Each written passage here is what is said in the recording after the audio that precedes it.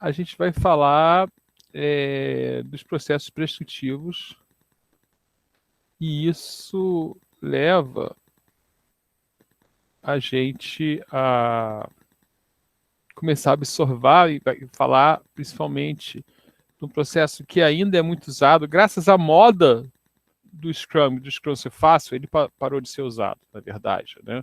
Muito usado.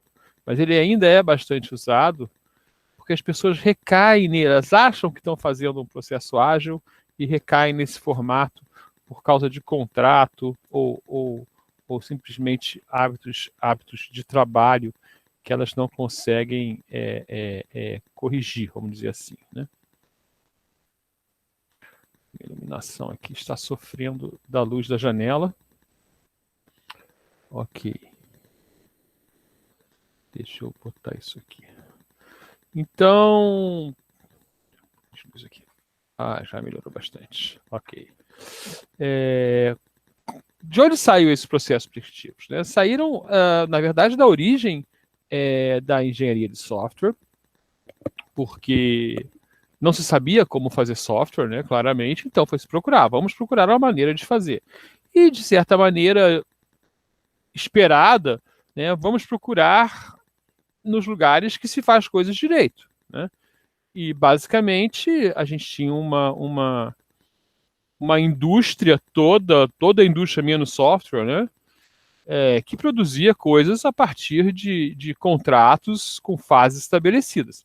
Então, foi se procurar ali, né, pelo menos grande parte das pessoas, ou os contratos mais importantes, foram procurar uma garantia, né, de que as coisas iam acontecer da maneira como deveriam acontecer, por meio de contratos com marcos muito bem estabelecidos e fases muito bem estabelecidas, onde um grande exemplo que a gente pode dar para isso é a indústria civil ou até a indústria naval, onde foram criados métodos como o PERT-CPM, né? Então, os processos prescritivos saíram dessa ideia que desenvolver software, né, poderia ser feito em etapas que se seguiriam uma à outra, onde cada etapa avançaria na compreensão do que deveria ser feito, e depois de estabelecido o que deveria ser feito, se faria aquilo de forma, a gente pode chamar aqui, direta, né? Estabelecido o meu requisito, eu posso fazer o software. Como estabelecido o meu projeto do prédio, eu posso sair construindo o prédio, né?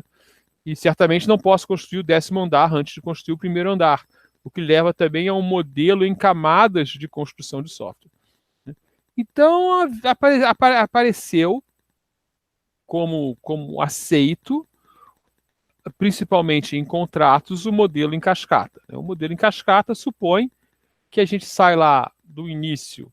Esse aqui é o modelo abstrato aqui do Pressman, representado em BPMN, né, onde a gente tem vantagens, né, como a gestão é muito fácil, entre aspas, quer dizer, saber em que ponto eu estou, né, e falar, eu cheguei e cumpri isso, é razoavelmente fácil, porque eu tenho meu plano e eu comparo com o meu plano, com o baseline, né, e funciona bem em outros projetos, então parecia razoável adotar, né? Parte da ideia que a gente não sabe o que vai fazer, em certo ponto sabe o que vai fazer, uma solução passo a passo, né? E a grande desvantagem primeiro, não está planejado aí o erro, né, de levantamento de requisitos, e só entregar o software no final. Então, há um longo tempo entre a gente dizer que precisa de um software até ver algum software funcionando. E é muito difícil voltar atrás, porque para voltar, quando você volta atrás, você tem que corrigir todos os documentos, né, que estão lá no caminho, né? E normalmente a solução, principalmente na época, né, era não corrigir. Então vamos fazer diferente, ou rabiscar. Eu vi isso, né, em documentos da década de 70, não que eu estivesse trabalhando nessa época, eu não sou tão velho assim, mas em 2000 eu fui fazer um projeto que a gente teve que recuperar software de 75, e tinha lá o manual do software impresso, tinha várias cópias desse manual impresso para os programadores usarem, e em um deles estava escrito em lápis em cima a correção que foi feita, que não foi nem replicada para os outros. A gente só descobriu como o software funcionava por causa desse comentário que a gente achou por acaso com a correção que tinha sido feita no programa. Senão a gente ia ter que ler código assembly, né?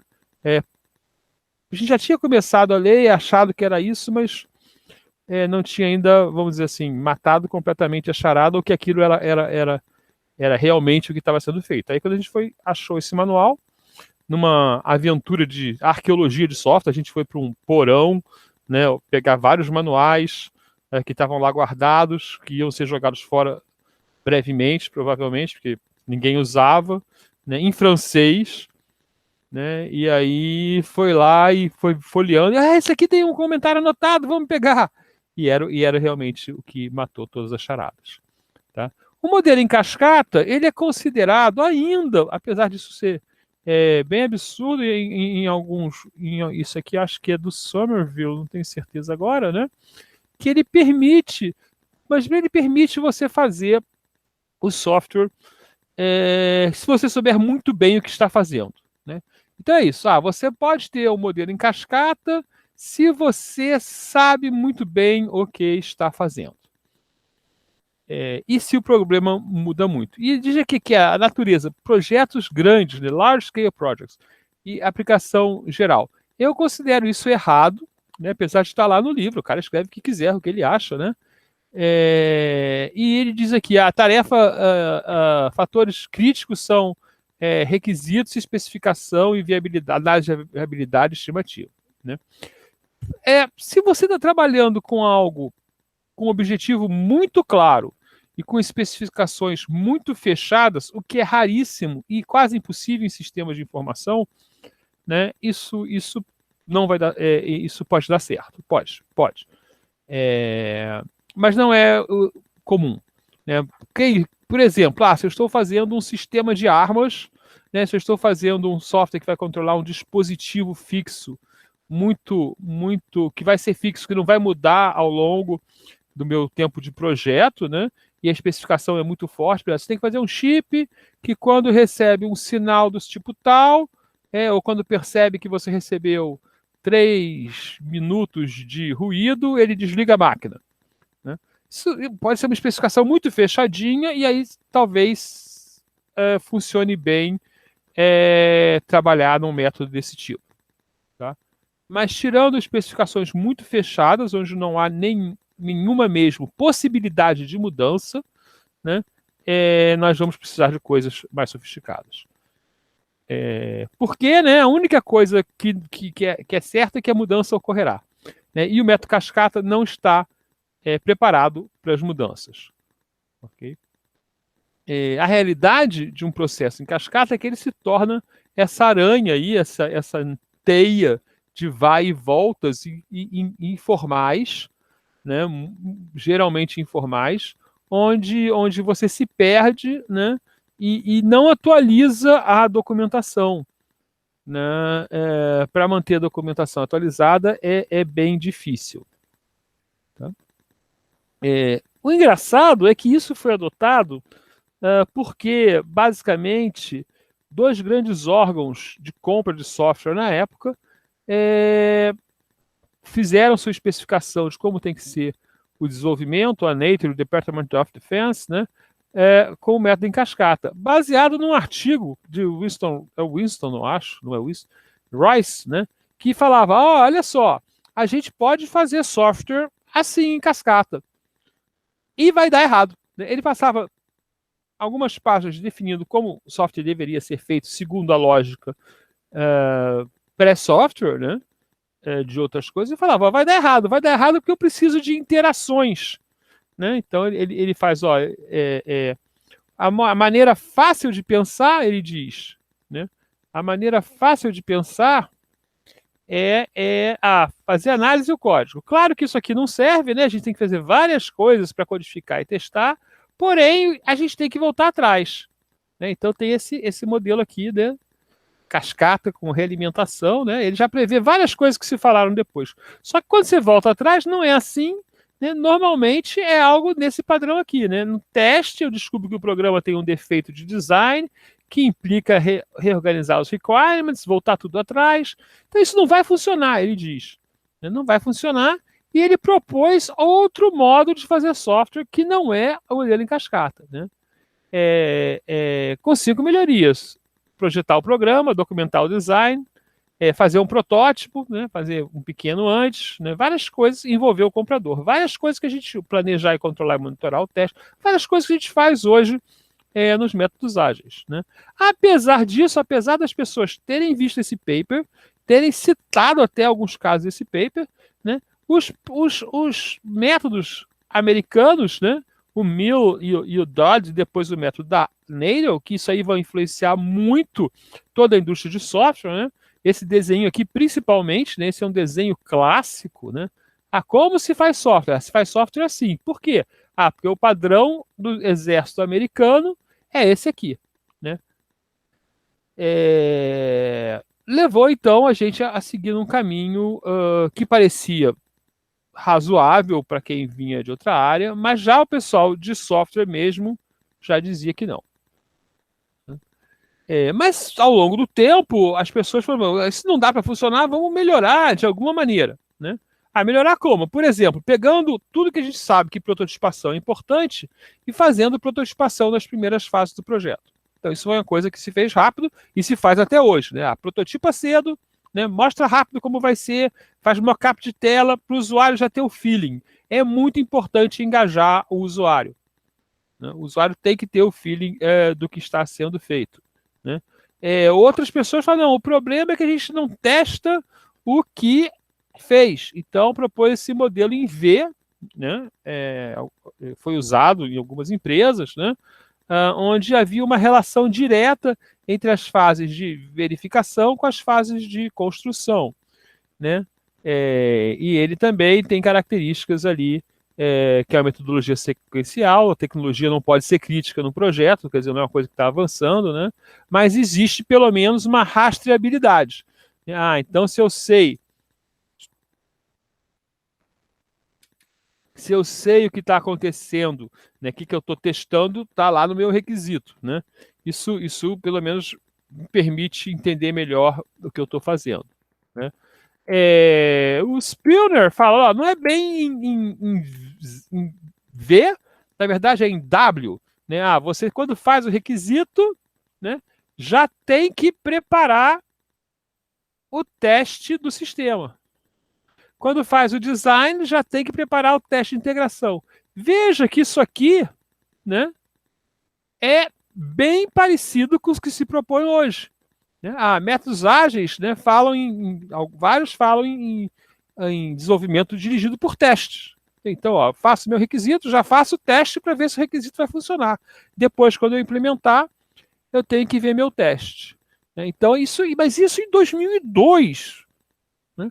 Veja só, vocês acham, 2002 vocês têm 20 anos, né? 2002 vocês tinham 2 anos. Mas para a indústria de software isso é bem tarde para alguém falar isso, né? Também se falou isso bem razoável logo no início, faz um cascata, mas a gente programa em paralelo.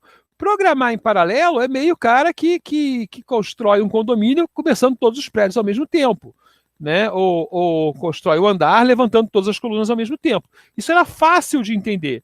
Isso aí veio, inclusive, bem antes de coisas mais modernas. Isso era bem fácil de entender. Se eu posso paralelizar a produção, ou seja, botar mais programador, né, é até mais fácil que prédio, porque prédio eu não posso construir o 10º andar antes do primeiro, mas programa eu posso fazer interface enquanto o banco de dados está sendo construído, se eu definir bem as comunicações entre as partes, né? Então a gente tem, isso aí foi uma evolução rápida, né? E aí se falou em usar a cascata como um método final, porém fazer uma espiral de redução de riscos antes. Então, alguns projetos específicos, né, que tinham uma característica investigativa, ou seja, não se sabia se era possível fazer aquele software, então tinha um ciclo parecido com a ideia de produto viável mínimo em vários ciclos, né, que tentava provar que era possível fazer o software ou entender características importantes do software.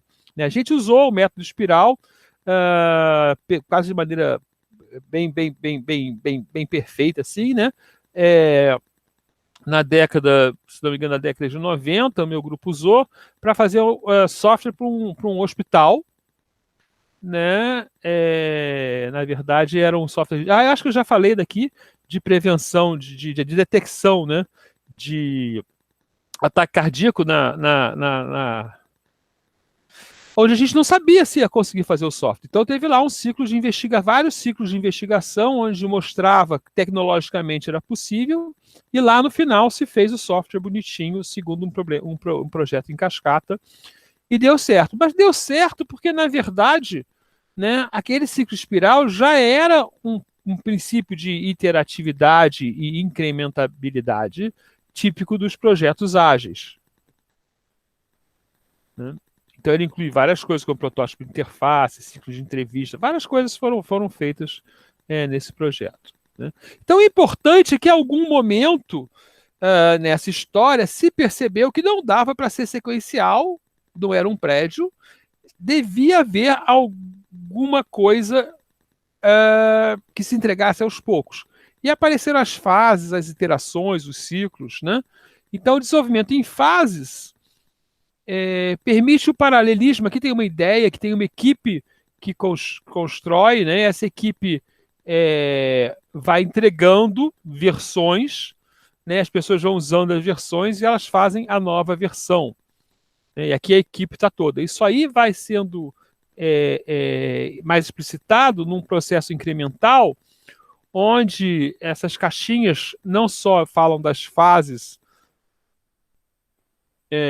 genéricas aqui do Pressman, né? Esse desenho do Pressman, das fases genéricas do desenvolvimento de software, como comunicação, planejamento, modelagem, mas também dizem que essas fases são feitas por pessoas diferentes. O que era razoavelmente, era muito comum, né? Você tinha esse cargo de analista, cargo de programador, né? Que existe hoje ainda, né? Então, quando o programador estava programando, o analista podia começar a analisar o próximo incremento. Né? Então, a gente tinha aqui esse caminho. Né? Aqui eu tenho o primeiro incremento, os analistas de negócio estão conversando, falam com o analista, né? E aqui, quando esse negócio começa a andar aqui, né, já que no caso está na programação, os analistas já começam a conversar a próxima fase. Então a gente tem uma coisa mais evoluída que simplesmente o paralelismo de construção, né, que é o que apareceu antes. A gente tem o desenvolvimento, toda a equipe trabalhando em paralelo. E o incremental, o autor fala que para sistemas menores. Não vejo, não concordo. Vou até tirar essas transparências, né? Não concordo com isso, mas ele diminui o risco, né? Porque a gente pode fazer testes e tirar coisas que não estão dando bem, né? Em cada incremento, né? E ele aumenta a satisfação do usuário, porque ele já entrega algo logo, né? Entregar software cedo, né? Que é muito importante para ele. Então, o primeiro incremento é pequenininho, alto valor agregado, né? Se ele for um incremento que o cara só vai fazer cadastro, não vai ver resultado, fadado ao fracasso, né? Porque e isso às vezes era feito, porque o usuário vai lá e ele faz o quê? Ele só tem trabalho, né? Se você entrega algo que o usuário tem que trabalhar para poder usar no futuro, né? Se essa coisa não foi muito bem hierarquizada, não vai funcionar, né? Do tipo, tem que cadastrar todos os clientes. Como você vai fazer isso? Vou botar um catatal de 100 pessoas que eu vou contratar só para isso. Aí, tudo bem, funciona porque aquelas pessoas contratadas só para fazer isso não são importantes na empresa. Mas se você quiser que o usuário final importante na empresa faça uma coisa onde ele não vê resultado, né, não funciona. Por isso que hoje em dia,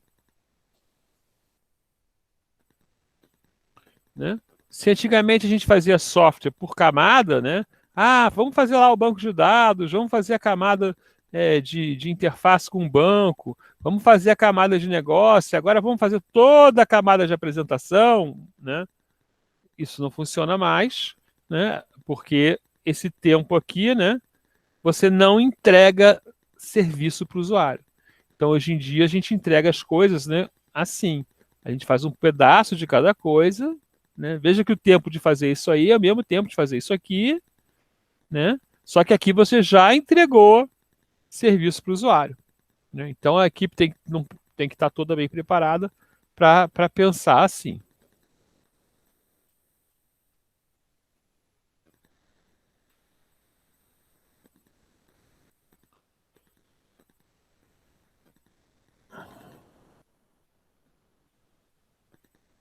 Ok. O incremental vai levar a entrega em estágios, onde você faz toda a análise, né, e vai incrementando. Então, existem alguns métodos ágeis que até propõem coisas assim, né? Ó, primeiro faz uma especificação e depois usa agilidade só para o desenvolvimento.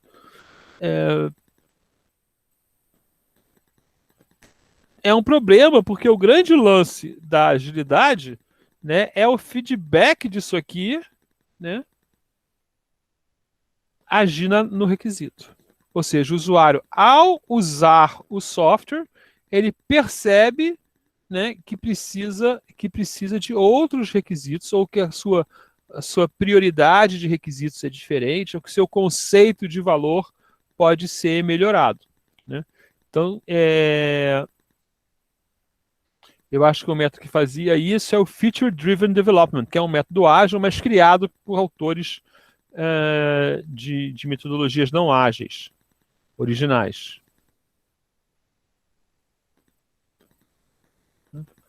Orientado ao cronograma é uma melhoria, porque é a mesma coisa de estágios, só que em vez de aqui, isso aqui é uma ideia importante, em vez daqui, quando você fala por funcionalidade a ser entregue, ok? Aqui você fala por tempo de fazer as coisas. Então aqui a gente tem a famosa time box, né? E a time box, botem na cabeça isso, lembrem para sempre, né? E sempre tentem fazer assim, né? É muito mais fácil você dizer um tempo e pensar o que você pode colocar dentro desse tempo, ok? Então eu tenho 15 dias para fazer alguma coisa. O que eu posso fazer em 15 dias? Do que pegar uma coisa para fazer e dizer quanto tempo vai demorar, né? Porque é difícil você prever a duração de uma atividade. Mas é razoavelmente fácil você falar, isso não dá para fazer em 15 dias. E aí você é obrigado a quebrar aquela funcionalidade em várias outras, até o ponto que você entende o que elas são e elas vão caber no 15 dias, né? E isso tem relação, né, à seguinte questão: como eu sei que eu estou produzindo bem, né? Então eu posso falar qual é a minha velocidade, quantas coisas eu entrego naquele prazo. Então, uma das melhores práticas de software, né, é essa prática de time box, que chama, que é clara em todos os métodos ágeis, né? E o time box tem que ser de um tamanho tão pequeno quanto você se sinta muito confiante em o que você pode fazer. Tá? Essa é uma das coisas que tem que lembrar desse curso de engenharia de software, né? Eu gosto muito de falar isso. Ó. Ao sair do curso de engenharia de software, vocês têm que se lembrar disso aqui: time box. Ou time box é importante. Time box pequeno. Não adianta ser um time box de um ano, time box de 15 dias, porque você sabe, eu consigo fazer uma tela em 2 dias. Uma tela de cadastro em 2 dias, testada, especificada em 3 dias, eu consigo fazer. Você consegue fazer isso mesmo tendo pouca experiência de programação ou na área, né? Você consegue entender qual é o trabalho, né? E falar, isso aqui eu consigo fazer em 2 dias. Quando os prazos são de 2 meses, eu acho que faria isso em 2 meses, aí você começa a errar. Quando os prazos são de anos, aí você vai sempre errar. Houve um método também bem interessante chamado Rapid Application Development, né? Teve 2 métodos com esse nome já, mas o original ele fazia a seguinte coisa: ele saía pela empresa, tá? Eu vi isso acontecer na época que a Embratel era pública. ele saía pela empresa fazendo uma pré-análise de tudo que precisava. Tá? Então, a partir disso, ele tinha uma enorme especificação com falhas, né, de detalhe, com ausência de detalhes, de tudo que a empresa precisava. E aí ligava projetos que, porque já tinham sido, que teoricamente, ok, porque essa análise já tinha sido feita, eles seriam mais rápidos. Porque você já saberia a funcionalidade, já saberia os dados de negócio, né? Então só teria que adaptar essa análise para as necessidades de desenvolvimento de software. A ideia é muito boa, mas ela tem alguns problemas de implementação. Por exemplo, as pessoas veem o analista passar pelo negócio, ajudam o analista, né? E aí nunca aparece o software, né? Porque os analistas passam pela empresa toda, eles têm metodologia, eles levantam os requisitos principais, eles levantam os dados principais, fazem diagramas de fluxo de dados na época, né? Fazem diagramas de entidade e relacionamento, né? Especificam funcionalidades, e aí aquilo lá vai para uma pilha, né? Onde poucos são atendidos. Então isso aí teve teoricamente funcionou bem nos lugares onde muita gente era atendida, mas em geral não foi um grande sucesso por causa dessa distância entre a análise e ter algum serviço. Então, e algumas coisas morrem também ao longo do tempo, né? A gente muda a direção da empresa, a gestão da empresa, e aí o cara, não, esse projeto aí não está produzindo nada, né? Porque está só produzindo papel, o que é um erro grave na engenharia de software e causado pelos métodos sequenciais, né? Só produzir papel. Então vamos fazer outra coisa de outro jeito. Né? E muitas vezes também, quando você chegava lá, eu vi isso acontecer também, quando você chegava lá para fazer o software, aquela análise já tinha perdido sentido. E até hoje isso acontece muito com empresas que têm modelagem de processo, né? Porque se elas não mantêm o modelo de processo atualizado, quando você vai fazer o software, você tem que revisar o modelo de processo que tá desatualizado. Né? A empresa não trabalha mais daquele jeito.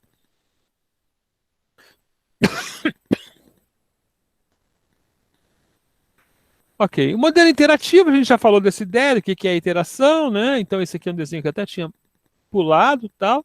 E um marco foi esse modelo espiral. Esse modelo espiral, primeiro ele foi proposto por um autor já famoso, né? Então ele tem uma vantagem, né? Mas também foi usado na prática em projetos. E a ideia é que a ideia tem muito a ver com o produto viável mínimo, né? A ideia é que você tem que provar que é possível fazer o software enquanto você torna ele cada vez mais complexo. Né? Então, eu tenho uma ideia básica aqui de ciclos de comunicação, planejamento, modelagem, construção e implantação, que são os passos básicos do Pressman. Mas, na prática, né, a gente tinha esse método, usava esse desenho que eu estou mostrando agora,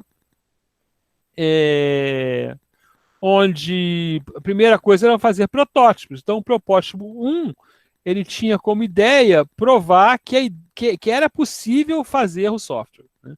E sempre começa com uma análise de risco, né? E aí você faz o protótipo e prova a ideia da operação. A fase 2, né, tinha como objetivo garantir que você reconhecia os verdadeiros requisitos, lançando outro protótipo.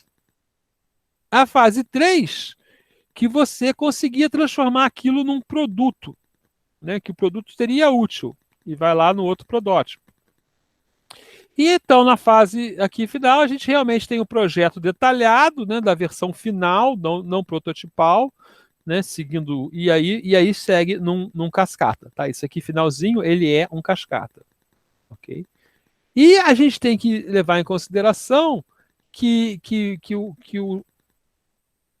a ideia básica do cascata, ou seja, que você tem que pensar antes de fazer, ela não está errada.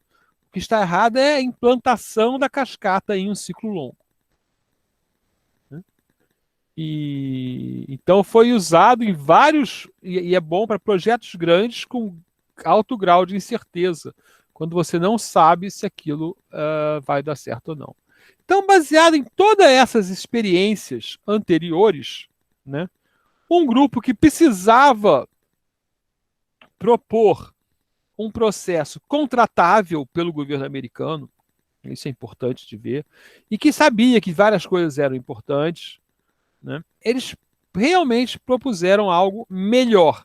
Então, todo esse aprendizado anterior permitiu criar o que a Rational, que era uma empresa pequena, depois comprada pela IBM, né? Chamou de processo unificado. Também porque vinha de vários processos dos sócios da Rational, né? E tem variações também, por exemplo, de um cara que estava ligado ao movimento do ML, mas tinham métodos diferentes, que é o Jacobson, que a gente vai falar dele quando falar de caso de outras coisas. Então, nesse método, planejar 4 grandes fases, né? A concepção, elaboração, construção e transição. Tá? Ou seja, primeiro a gente vai ver se é possível, vai pensar o software, né? Depois a gente vai realmente elaborar o que ele tem que ser feito, aí vai construir o software e vai depois implantar o software. Né? Então, ainda tem essa ideia, né? Que no final você entrega o software grande e pronto, porém já tem aqui software utilizável, porque cada fase dessas é feita em várias iterações. Tá? Depois dos métodos ágeis, apareceu a versão ágil do processo unificado, onde essas iterações podiam ser menores. Mas no método unificado normal, vamos dizer assim, né, as iterações teriam tamanho de meses. Né? Mas já é muito melhor falar, ó, em vez de entregar no final do ano, eu vou de 2 em 2 meses, 3 em 3 meses, mostrar que entregar uma versão que você pode começar a usar, ou pode pelo menos verificar que o que está acontecendo é útil para você. A grande figura que todo mundo reconhece do Rupi é essa aqui, né? Onde ela mostra as fases e os workflows. Então, os workflows, eles são bem definidos especificamente o que você deve fazer, tá? Tem diagramas que mostram as atividades, tem a descrição das atividades. Vou ver se eu pego uma aqui na rede rapidamente, né?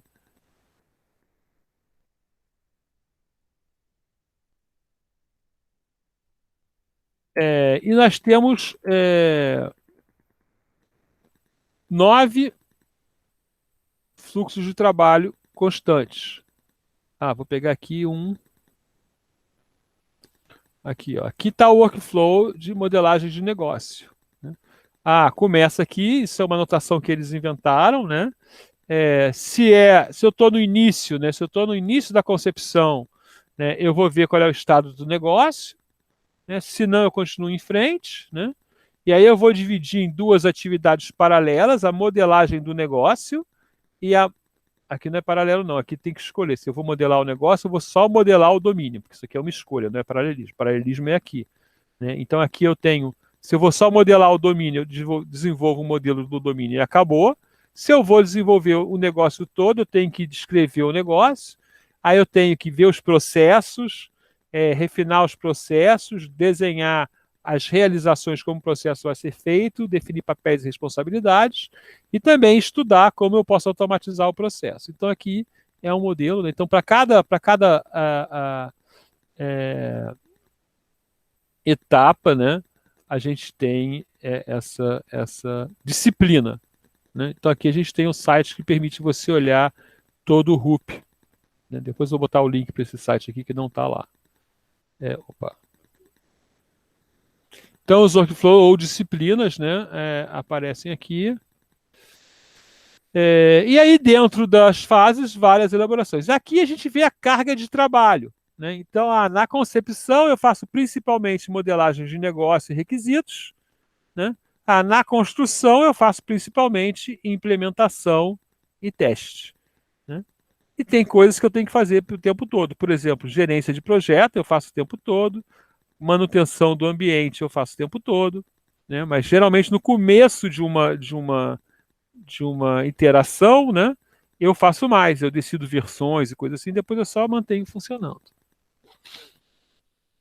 Ok. Dentro de uma interação, num projeto simples, aí acontece o que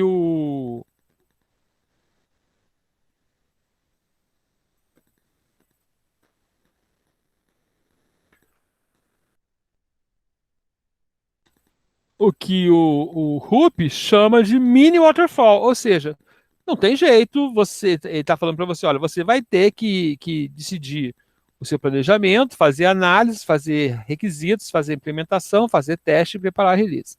Né? Então, esse mini waterfall, o Rupp ainda leva com ele, mas no espaço de 2, 3 meses para cada iteração, ok? E aqui eu falei, ó, não vou poder falar muito do Rupp por causa do nosso tempo, né? Então a gente tem alguns marcos importantes que é entender o que é feito em cada uma dessas grandes fases do Rupp. Essa é uma mensagem importante, né? No início, a gente trabalha com riscos de negócio, né? E descobre se o projeto é realizável e tem valor financeiro. Isso aqui vocês podem guardar para as fases do qualquer das sprints, né? Do qual é o valor que você está agregando. Então, a primeira etapa lá do produto viável mínimo, né? É entender se aquele negócio funciona. Se aquele negócio não funcionar, né, você vai ter que fazer uma outra versão do produto viável mínimo. Isso aí se repete nos métodos ágeis ou na metodologia enxuta, né, que chama no Brasil, né, que é Lean. Né? Você verifica, você questiona a validade da sua proposta para o projeto. Né? Então, isso aí não vai estragar o meu negócio, né? E o projeto é realizável e tem valor financeiro, agrega valor. Depois, na elaboração, né, você começa a testar a viabilidade técnica do projeto. Né? E se você consegue entender como vai fazer o projeto. A gente também vê isso acontecer em métodos ágeis. Tá? Por quê? Porque depois que a gente entende o que vai fazer, a gente começa a ver problemas de arquitetura que exigem algumas mudanças, né? Alguns refactorings no nosso software. Né? E depois chega um ponto que a gente já fala, bom, ok, além das mudanças que a gente pode ter por causa do negócio, né, para isso que serve a agilidade, né, eu já sei como vou construir, ou seja, algumas coisas vão parar de mudar, vão se estabelecer mais. E é o que a gente vai na fase de construção, né, falar de riscos logísticos, quer dizer, quando o software for funcionar, ele vai funcionar direito, completamente. Aqui a gente já está um pouco tarde, né, para isso. Os métodos ágeis respondem isso muito mais cedo, né? E aí tem a ideia, então eu posso lançar o software. Então veja só, a ideia apesar de ser muito moderno, né, historicamente, pelo menos, né, de ter uma organização muito interessante, né, ele ainda considera a entrega final. Isso é importante para contratos, né? Enquanto a gente nos ágeis vai entregando, né, até o ponto que a gente chega no continuous delivery, né, entrega o tempo todo, tudo vai para a operação. Né? Cara, a gente também não está fazendo um sistema de míssil, não está fazendo um freio ABS, então a gente tem certas liberdades. Né? Imagina você ter um sistema de míssil, né, que garante que o foguete levanta voo. Ó, primeiro, produto viável mínimo, levanta voo, mas depois não direciona o foguete. Né? Então alguns projetos só podem ser entregues com tudo pronto. Isso é verdade absoluta. Né? Outros, principalmente sistemas de informação, podem ser entregues, né, com a maior quantidade possível de versionamentos, por exemplo, no Continuous Delivery. E, finalmente, na transição, a gente garante que pode botar o produto em operação. O final da transição é o produto em operação no mercado. Tá? Então, isso aí atende a um grupo de projetos específicos, mas não atende à dinâmica do mercado da grande maioria do software que é feito. Né? Algumas vezes, por causa do estilo do software, por exemplo, isso não atende à construção de jogos, né? Porque o jogo precisa de uma interação com o jogo funcionando para você entender como o jogo vai melhorar. Então você precisa usar o método ágil, apesar de você só lançar o jogo no final. Né? Mas você joga, né? Você faz lá um primeiro jogo que não tem nem personagem, só tem cubinhos que andam e vê, funciona isso, não funciona essa ideia e tal. Né? Então, e websites já pode entregar aos pedaços. Né? tem aqui um website que diz que só mostra o nome da minha empresa, apesar de não ser um grande valor, né, mas pode ser que seja. Meu primeiro valor é estar no mercado. Ou só vende produto a produto, não vende dois. E aí você vai melhorando ao longo do tempo. Ou você pode ter várias versões que não são lançadas, né, mas assim que você tem algo mínimo, você lança e começa a ver como funciona. Ok? Uma questão incômoda no processo unificado é que ele exige muito trabalho adicional para criar documentação. Exige é uma palavra complicada, porque você pode escolher entre os documentos. Mas ele te leva, ele te induz a pensar o software como entrega de documentos. Principalmente quando colocado numa empresa, né, num modelo de seguir regulamentos, com escritório de projetos vigiando. Aí você acaba gastando muito tempo para construir esses documentos formais. Tá? Isso é um overhead grande no projeto e que ele só faz sentido em projetos muito grandes. É que se você pegar um projeto de 3, 4 pessoas, né, que é um projeto comum nas empresas nacionais, e ter que escrever todos esses documentos aí, detalhadamente, com português perfeito, né, você tem e mantê-los também ao longo do projeto todo, você tem um gasto adicional de trabalho, né, que perde o foco de software funcionando para o cliente. Né? Aqui, um mapa rápido para mostrar que tudo vem do modelo de caso de uso. Tá? Então, você sai aqui dos pedidos das partes interessadas. Né?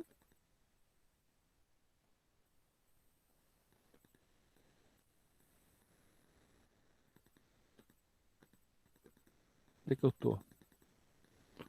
Aqui. Né? Gera a especificação de software com o modelo de caso de uso.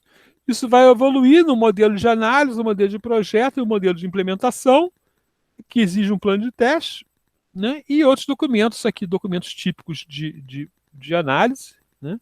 Documentos típicos de planejamento, né? De design, e aqui a lista de riscos, né? Que é um documento típico de gestão. Então, esses grupos aí de documentos são bem claros. Isso aqui, esses artefatos serão o mínimo que você deveria fazer num projeto unificado. Né? E ele é totalmente dirigido pelo caso de uso. Né? Então você começa com casos de uso de negócio, cria o caso de uso do sistema, né? Aí cria os objetos de negócio, né? Faz um modelo de design, vai implementar. Então essa ideia aqui, né? Mostra como funcionam as coisas em função dos casos de uso. Tá? Então a gente vai parar por aqui, né, com essa finalidade de poder seguir então para os métodos ágeis, tá? Que hoje em dia são bem mais importantes. E eu vou parar a gravação.